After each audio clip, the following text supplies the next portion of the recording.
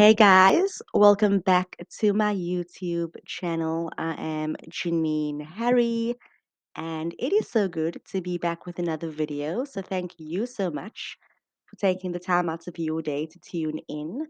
I do appreciate that so much.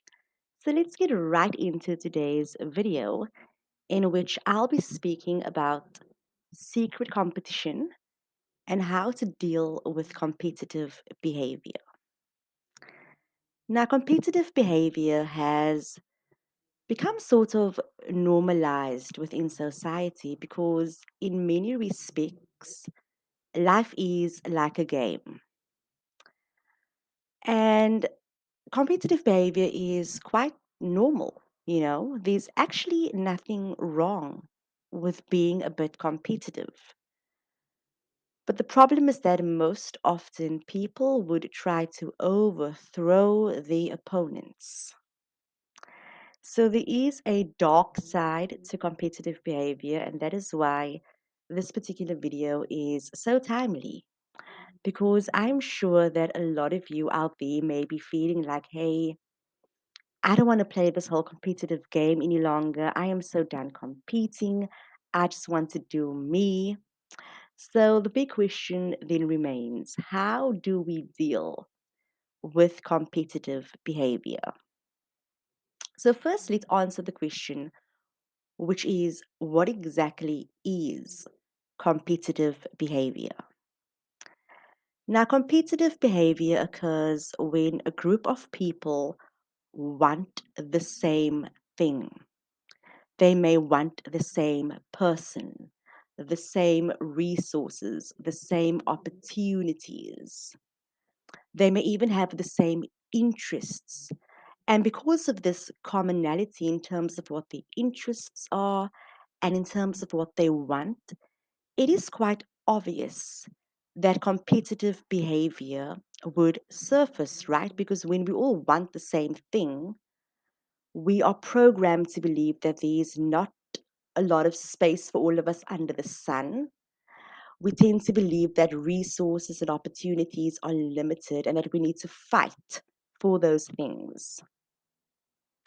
But what happens when you don't want what someone else has or what someone else wants?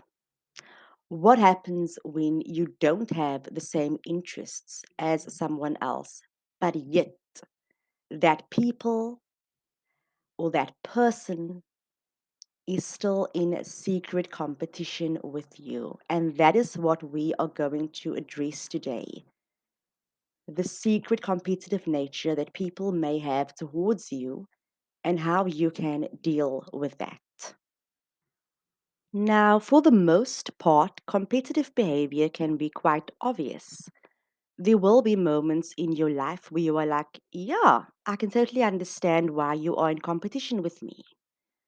But then there are other times when you are so oblivious to the fact that somebody may be in competition with you. And this is what we like to call, or what we would like to call, that secret competitive behavior. When somebody is in secret competition with you and you have no idea that they are actually competing with you. So when you find out that somebody is secretly competitive towards you, this will actually put you in a state of shock. You will be like, what on earth? Why are you competing with me? I don't want what you have. I don't want what you want. And we don't even have the same interests. So why on earth are you competing with me? And here's the thing, that is the point that we should be getting to. We should be getting to this point where we can gently say, I am not in competition with you. You don't have to worry. I am not a threat to you because I don't want what you want. I don't have the same interests that you do. We have two totally different ideas of what we want in life. That is the space that we should actually be getting to. Unfortunately, people don't realize that they don't have to be in competition with others because their interests are so different. People don't realize this because we have been brainwashed, almost programmed to believe that we should want what other people want, that we should strive for the exact same goals that other people are striving toward.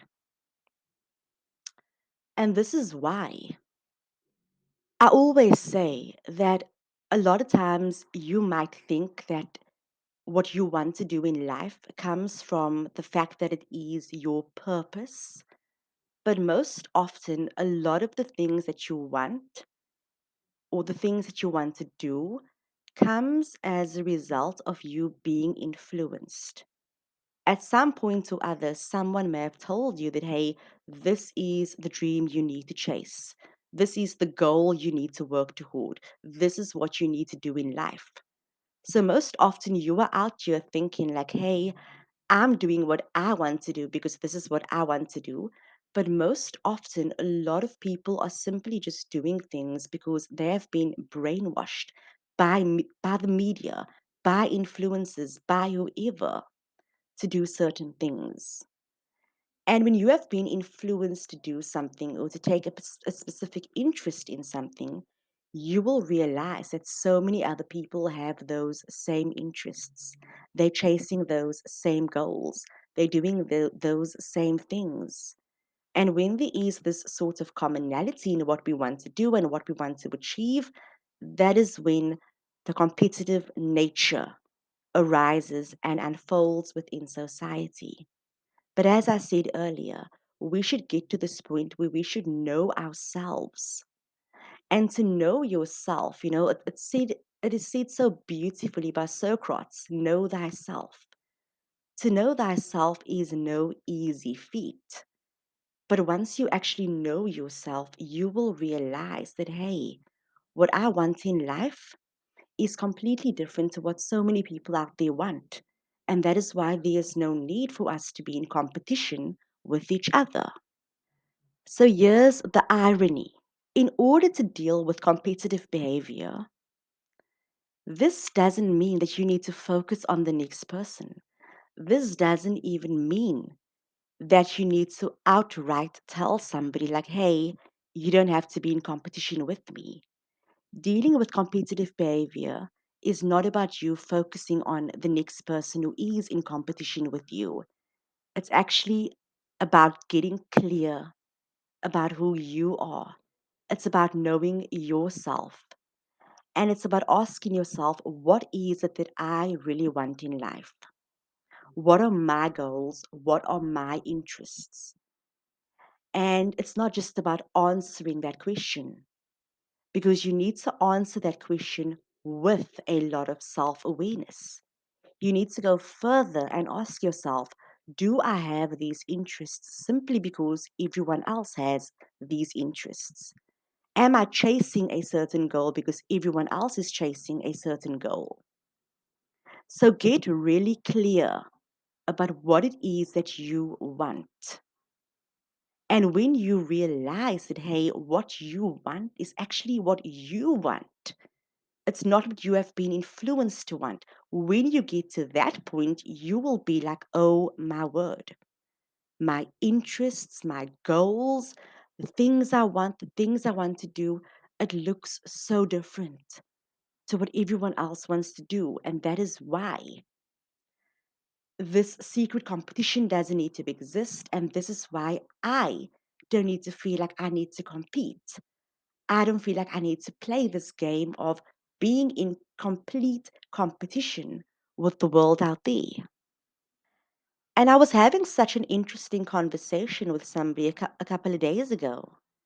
And I said, it would sound so blunt to go up to somebody and say, like, hey, I don't want what you want.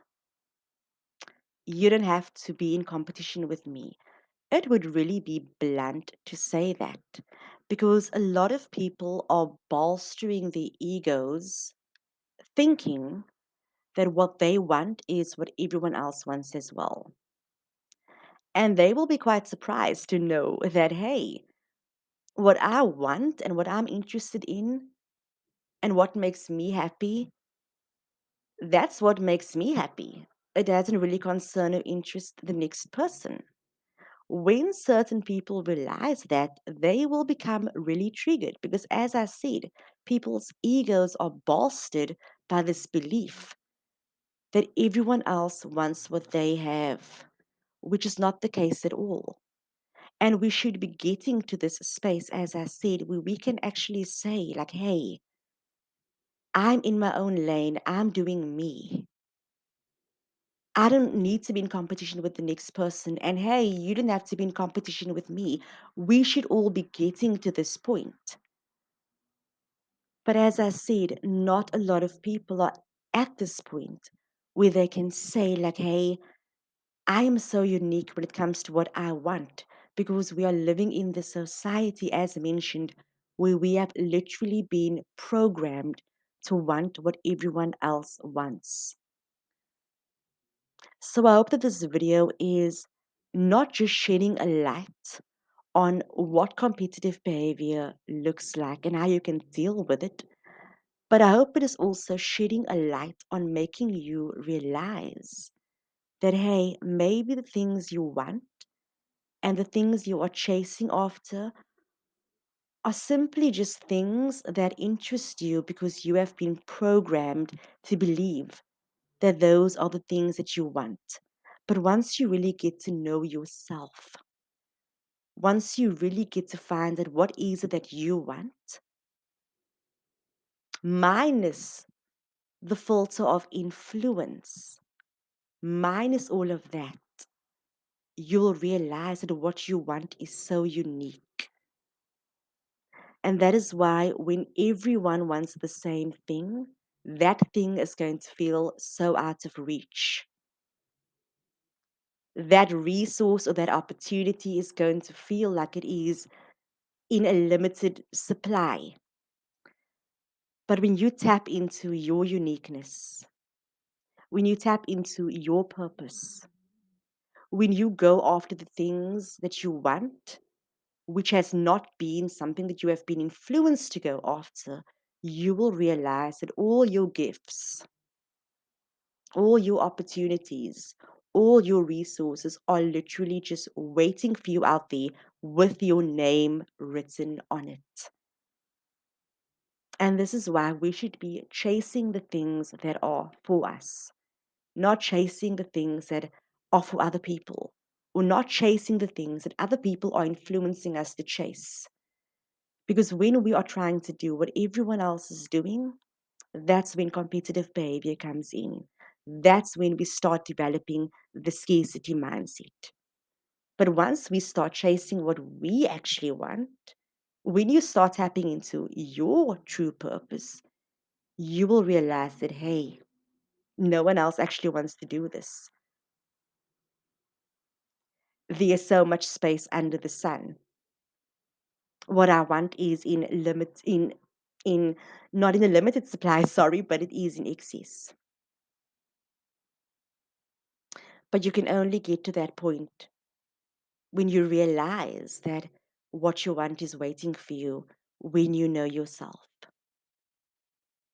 when you decide to choose things because you want to choose those things, not because you have been influenced to do so. Okay? So, dealing with competitive behavior is not about telling the world to change. It's about asking yourself, how can I change in terms of my preferences, my wants, my goals?